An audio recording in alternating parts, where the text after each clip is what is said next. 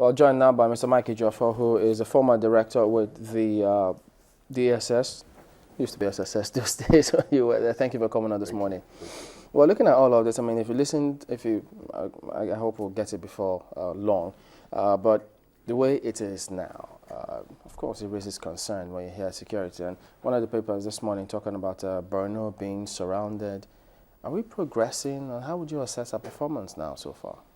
Well, I think security generally in the country is posing a challenge, especially in the issue of insurgency.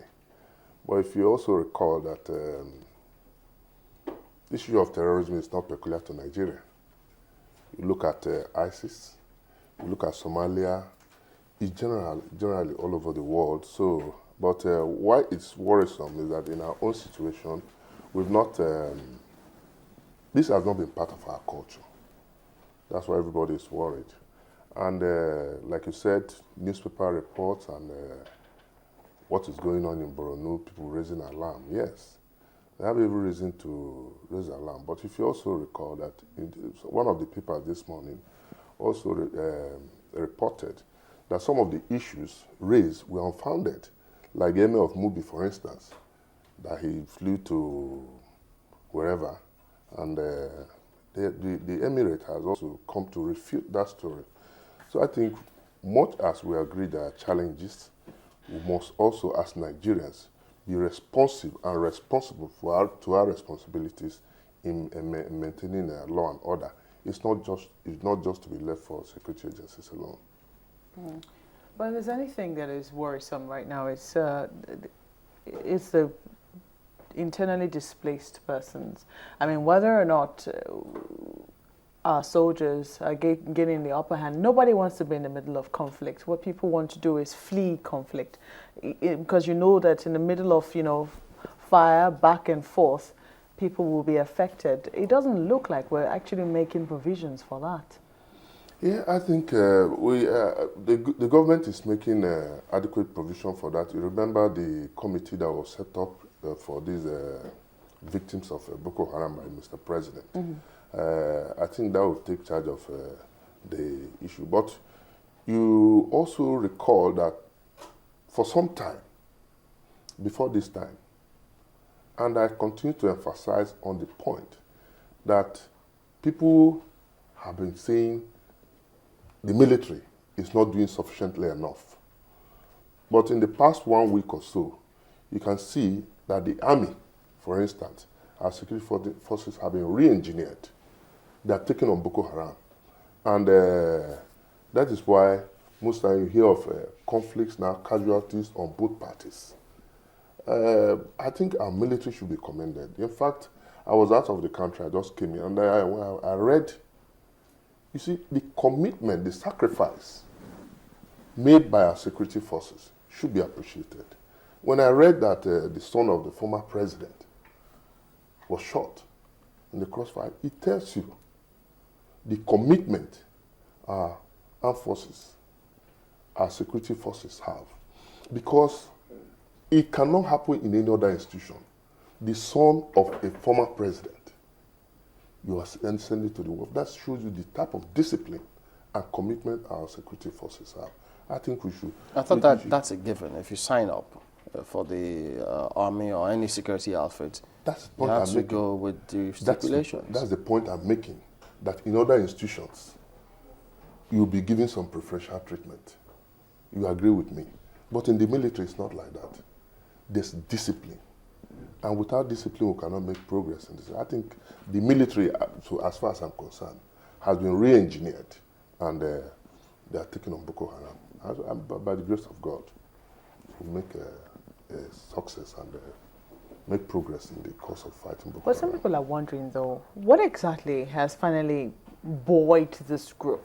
What we used to hear of Boko Haram, we were following their upsurge since 2010, one suicide bombing here, one suicide bombing there, and, people felt that generally that was the mark of terrorists.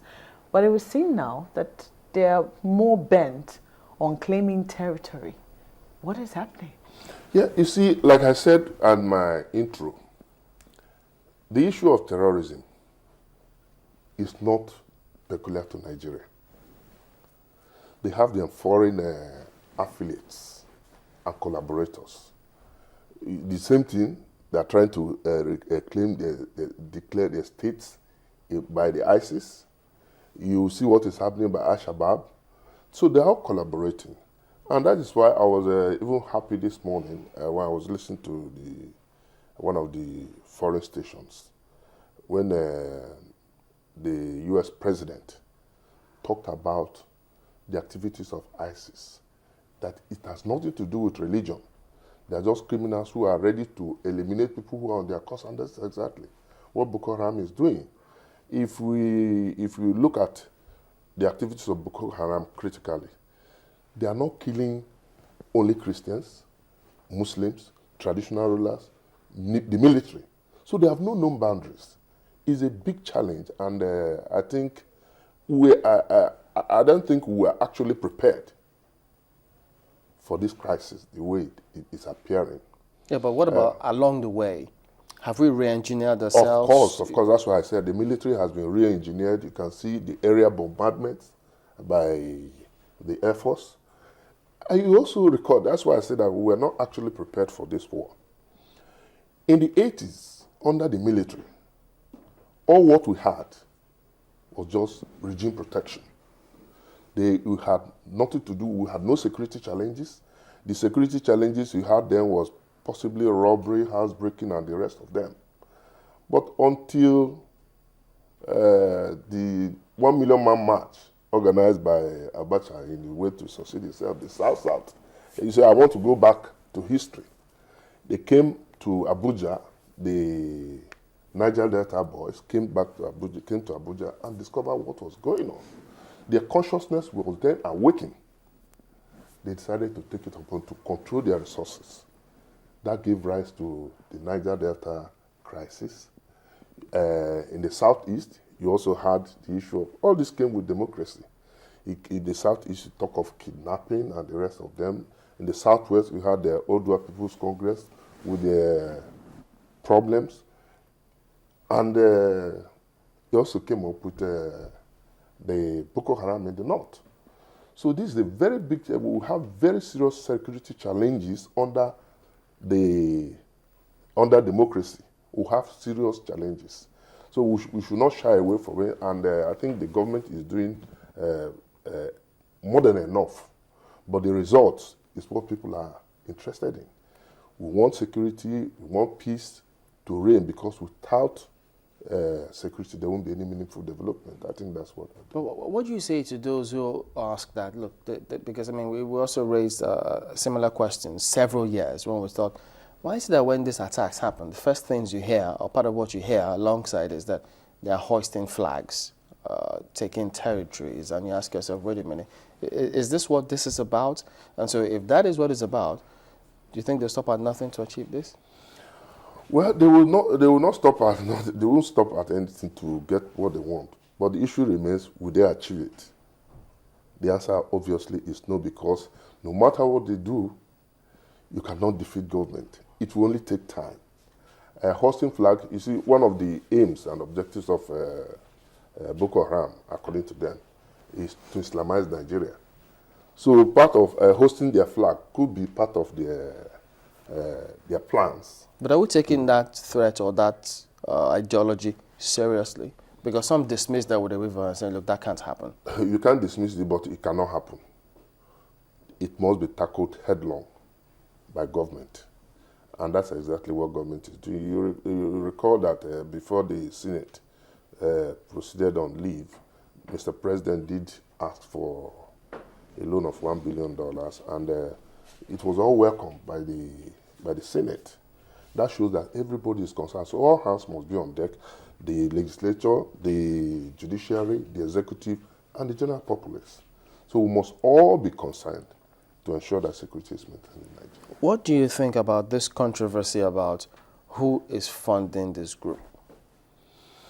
Well, that's a big challenge. Like I said, you know, the issue of funding of terrorists is complex.